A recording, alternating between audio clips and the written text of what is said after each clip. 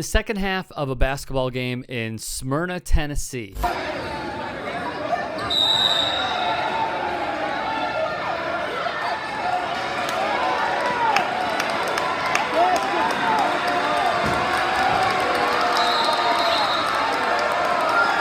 After the referees discuss what just occurred, they give one STEM prep player a technical foul.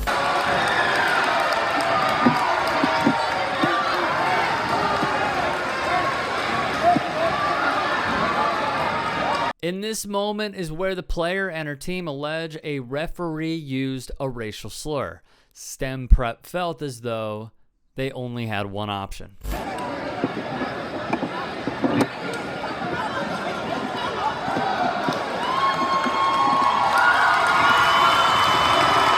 They decide to stick up for their teammate and leave the floor altogether. The grandmother of the racially abused took to social media after the game. I'm so angry. The ref at a basketball game called one of these babies we leave it.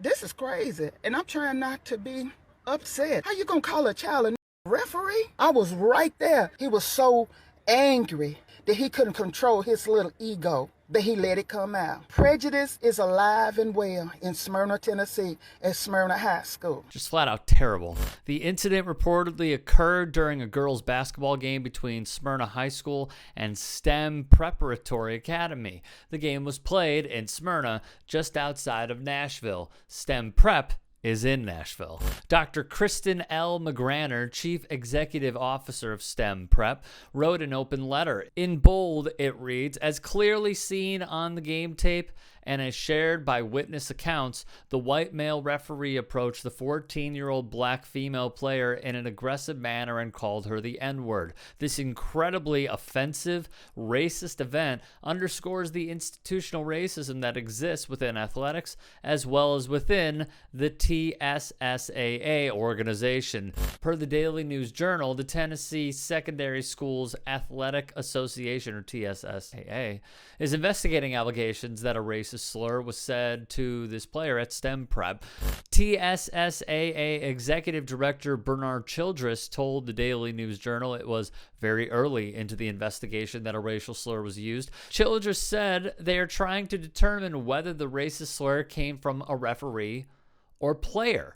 One parent who was in attendance, Amanda Jamerson, told WKRN, "I was sitting there. Did I hear exactly him saying what was said to her? No, but I know for sure it was not between two students. It was him and it was her," she explained. At some point during the commotion, Jamerson outlined how a STEM Prep player came up to the bleachers and told her mother and other parents the ref used a racial slur against her sister. The player's sister is also on the STEM Prep team. Disrespectful, if you could put it into words. It was disrespectful from the door, from the beginning of the game until the incident, she said. Dr. McGranner said TSSAA issued 3 reprimanded letters against 2 STEM Prep players and a parent the following morning, but nothing had been done about the referee's alleged conduct. It was almost like a frozen moment in time. Like, are you kidding me? Are you seriously kidding me? This is what we're doing? This is where we have come to, that now our children can't play basketball, Jamerson said. In a press release, Dr. McGranner added, "Our students live in a world where they are unfairly judged based on the color of their skin or the language their family speaks. For our athletes to go to a school-sanctioned event and be dehumanized by an adult official is traumatizing, and our entire school community is in pain, particularly our black and brown students who experience systemic racism every day in this world. We demand better of TSSAA, and we demand they take extensive action to both correct the harm done and prevent an incident like this from ever occurring again."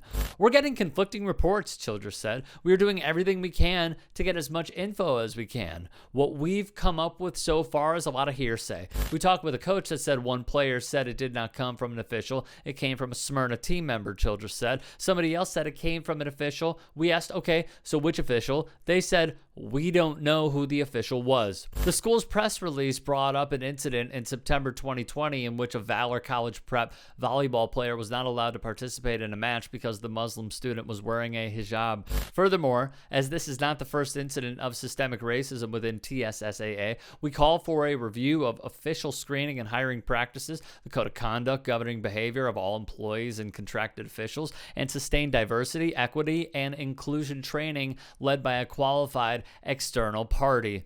We'll keep you updated on TSSAA's findings.